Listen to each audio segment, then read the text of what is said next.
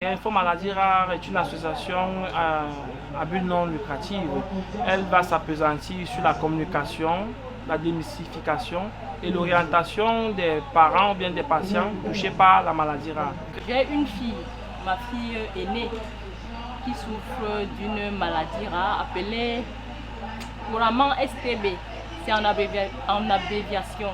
En fait, la STB, c'est la sclérose tubéreuse de Bourneville. Nous sommes au niveau des maladies rares, c'est-à-dire qui touchent une personne sur 2000. Et au Cameroun, nous avons la trisomie 21, qui est la maladie chromosomique rare la plus retrouvée. À côté de cela, nous avons l'hémophilie. Nous pouvons avoir d'autres maladies telles que la sclérose tubéreuse de Bourneville, le syndrome de Proté et les myopathies, donc les maladies des muscles, qui affectent plusieurs enfants mais restent encore méconnues. Comment est-ce que ça s'est passé avec mon enfant? Elle est née avec un poids normal, comme tous les enfants. Les visites ont été suivies dès le début de la conception. Et à l'accouchement également, tout était normal, sauf qu'à partir d'un an, quand elle marchait déjà, un an, un mois, presque 2 mois, elle a commencé à faire certaines crises.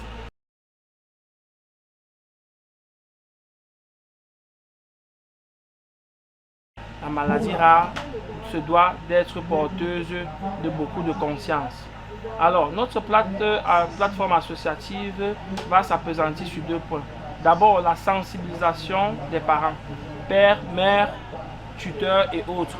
Sensibiliser les parents, c'est communiquer sur la maladie rare. Vous savez, parfois, le monsieur qui va constater que sa femme a accouché un enfant atteint de maladie rare va dire non, ça ne peut pas être le résultat de mon travail. Ce n'est pas moi le père de l'enfant. Il va accuser la femme. Et maintenant, ça va créer des tensions, ça va créer des séparations, ça va même créer des violences. Notre travail, c'est de communiquer avec ce public-là. Nous remercions d'ailleurs ces différentes associations qui ont bien voulu s'unir à Info Maladie Rare pour élever très haut le plaidoyer au sujet de ces pathologies. Tant on sait que les enfants sont isolés, marginalisés, d'autres tués, et les familles, les encadreurs, les tuteurs, les mamans, les papas se vont diviser par la maladie qui affecte leurs enfants lorsqu'ils ne sont pas bien encadrés.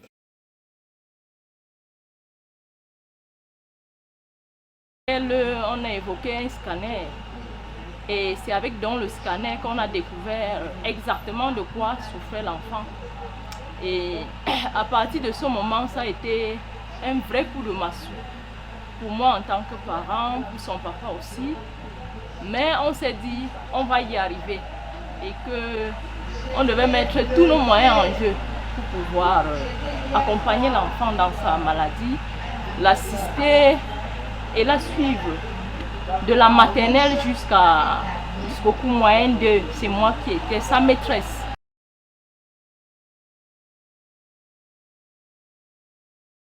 Alors, l'appel que Info Maladie Rare a bien voulu lancer lors de cette foire est celle d'accès aux droits pleins des personnes souffrant de ces affections. Le ministère des Affaires sociales a mis un canevas en place tel que la carte d'invalidité qui permet à ces personnes d'accéder pleinement à leurs droits à la santé, à leurs droits à l'inclusion académique et professionnelle, et bien évidemment tenant compte de leurs déficiences tant intellectuelles pour la plupart et souvent physiques pour d'autres. Maintenant, au niveau du partenariat, il est fort et il est assez touchant que l'État ait eu accepté de s'entretenir, de passer un engagement avec les jeunes que nous sommes. Nous sommes jeunes, mais nous sommes aussi des jeunes professionnels, bénévoles professionnels, médecins. Nous avons des experts en questions de sécurité sociale, des experts en sciences humaines. Sciences humaines parce que ça touche d'abord l'homme. Il faudrait qu'on puisse se rapprocher de ces hommes qui sont profanes pour qu'on puisse édifier, pour qu'on puisse communiquer, pour qu'on puisse orienter ces personnes-là qui sont profanes sur la question des maladies rares. Alors le partenariat est fort avec le ministère de la Promotion et de la Femme. Pourquoi? Parce qu'en ce temps, nous avons affaire, nous mettons en l'honneur la femme, compte tenu de la semaine qu'elle représente. Donc il faudrait qu'on sensibilise la femme sur ce que c'est que la maladie rare. Elle doit d'abord savoir que dès l'annonce de l'accouchement, il y a des préalables à faire. Par exemple, l'échographie de grossesse. Il y a certaines femmes qui ne connaissent pas et qui ne font pas et n'exécutent pas ce qu'on appelle l'échographie de grossesse. Psychologiquement, il y a des dispositifs mis en place, c'est-à-dire on a affaire à des spécialistes en sciences humaines qui vont causer, qui vont communiquer, qui vont édifier et faire en sorte que les parents, parce que c'est d'abord les parents, la famille c'est le socle de la société, le parent puisse accepter, puisse être assuré et qu'il puisse comprendre que c'est arrivé, la maladie est arrivée et qu'il est possible de vivre avec la maladie rare. Comment il est donc possible de vivre avec la maladie rare? Encore l'État a mis sur pied un autre dispositif que le grand public ne connaît pas.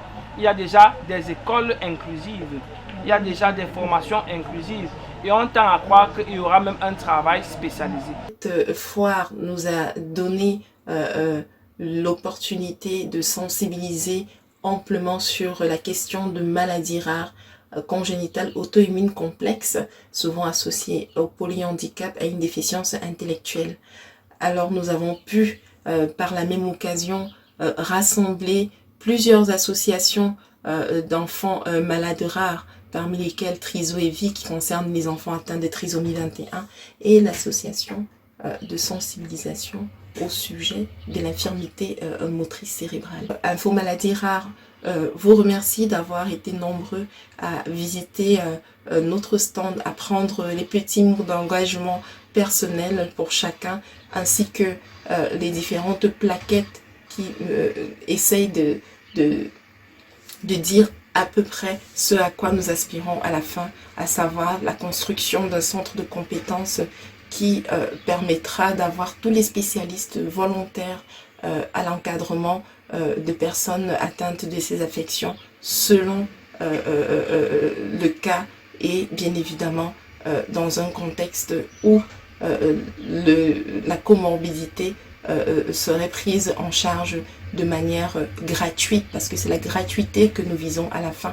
Ce sont des familles qui supportent seules le coût des soins de ces enfants et il faudrait que nous puissions avec une seule voix plaider pour que l'État et la société en général fassent en sorte que leurs soins soient gratuits totalement dans un centre qui unira toutes les personnes capables d'accompagner ces familles, autant des spécialistes en sciences humaines tels que les psychologues ou des scientifiques purs, des généticiens, des neuropédiatres, des cardiologues, des dentistes aussi, parce que vous devez savoir que les maladies rares ont plusieurs facettes, elles touchent plusieurs organes et donc plusieurs spécialistes peuvent alerter la famille et les autres spécialistes sur des signes et symptômes révélateurs de maladies rares.